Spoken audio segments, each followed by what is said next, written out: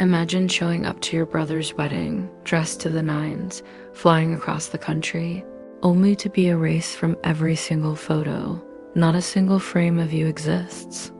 That's what my sister-in-law did to our entire family. But when it was my turn to walk down the aisle, oh, I made sure she got a taste of her own medicine. Stick around for the pettiest, most satisfying revenge you'll hear today. If you've ever been disrespected, sidelined, or made to feel invisible, you're gonna love this story. Smash that like button, hit subscribe, and let's dive into a tale of betrayal, gaslighting, and the sweetest kind of justice. It all started 2 years ago at my brother's wedding. Picture this, a warm summer evening, fairy lights twinkling over a sprawling outdoor venue, the air buzzing with excitement. My family, parents, siblings, cousins had flown in from all over the country to celebrate. My brother Jake was marrying Sarah, his fiancée of 3 years. Sarah had a vision, a picture-perfect wedding in her chosen colors of blush pink and navy blue. We all complied.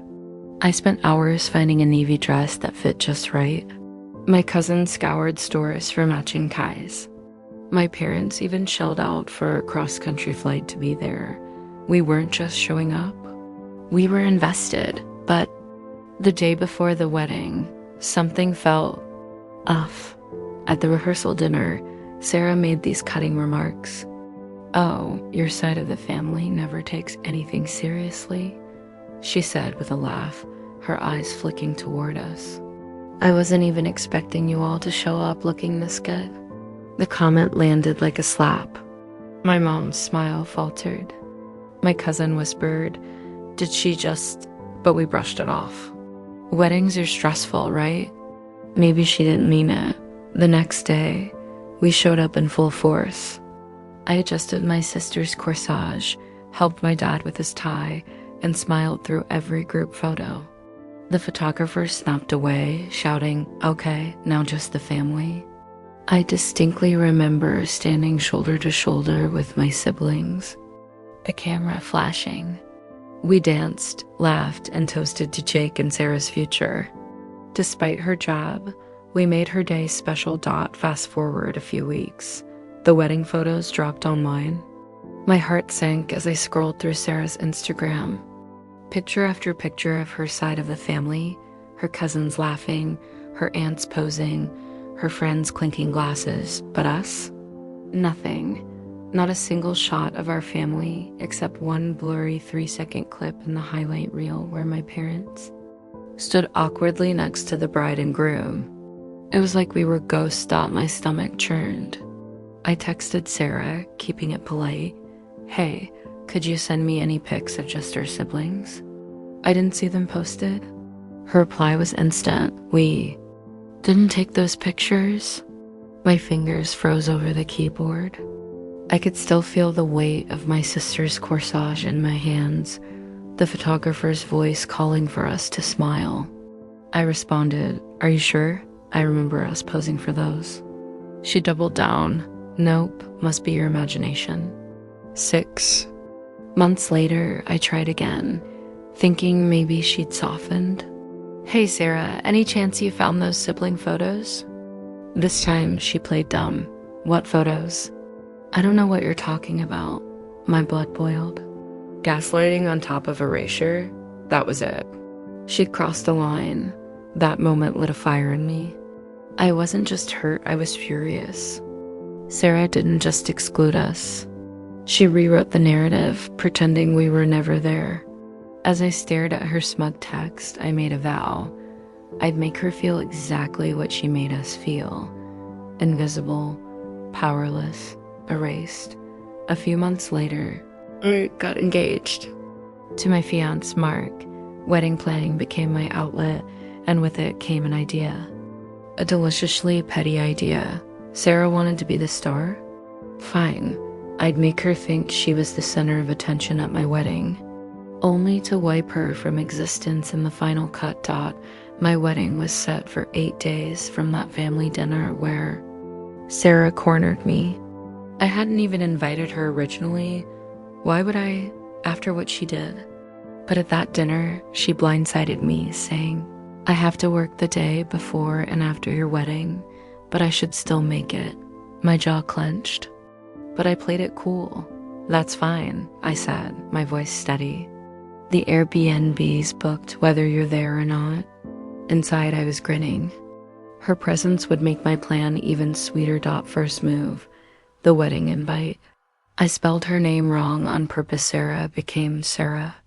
A tiny jab, but it felt good watching her squirm when she noticed. She didn't say anything, but I saw. Her lips purse. Score 1 for me. The real masterpiece, though, was the videographer. I hired one of the best in the business, a guy named Alex who could make a backyard barbecue look like a Hollywood film. During our planning call, I gave him a secret mission. "There's one guest," I said, lowering my voice. "My sister-in-law, Sarah, make her feel like she's the star. Follow her, capture her every move, hover like she's the bride herself. But in the final cut, she doesn't exist. Not a single frame." Alex grinned. I love a challenge. The wedding day arrived, and it was everything I dreamed of. The venue was a rustic barn draped in fairy lights, the air thick with the scent of wildflowers. I floated through the day in my white dress, Mark's hand in mine, our families laughing together. Sarah showed up in a flashy dress, clearly fishing for attention, and Alex, he was on her like a hawk. I caught glimpses of him zooming in on her as she posed, laughed, and danced. She ate it up, twirling for the camera, probably thinking she'd be the highlight of the video. I didn't let her ruin my day. Every time I saw her, I smiled, knowing what was coming. My heart raced with anticipation, but I kept my cool. This was my moment, not hers. A week after the wedding, Alex sent us the sneak peek clips. I sat down with Mark, my heart pounding as we pressed play. The footage was stunning golden hour shots of me and Mark exchanging vows. My parents tearing up, my siblings dancing like no one was watching. And Sarah, not a single frame. Alex had worked his magic. Over 200 gigabytes of raw footage, and somehow she was nowhere in the final cut. Not in the Instagram highlights, not in the sneak peeks, and I knew she wouldn't be in the final video either. Imagined her opening the video, expecting to see herself stealing the show. Instead, she'd see nothing, just like she made us feel at her wedding. My chest felt light, like a weight had lifted. This wasn't just revenge, it was justice. She'd gaslit us, erased us, and now she'd know exactly how it felt to be invisible. Karma has a way of balancing the scales, doesn't it? Sarah thought she could rewrite our story, but I got the last word. Sometimes the pettiest moves make the sweetest victories. What do you think? Did she deserve it? If the story gave you that satisfying chill of justice served, smash that like button and drop a comment. What's the pettiest revenge you've ever pulled or seen? Don't forget to subscribe for more Reddit stories that'll keep you glued to your screen. See you in the next one.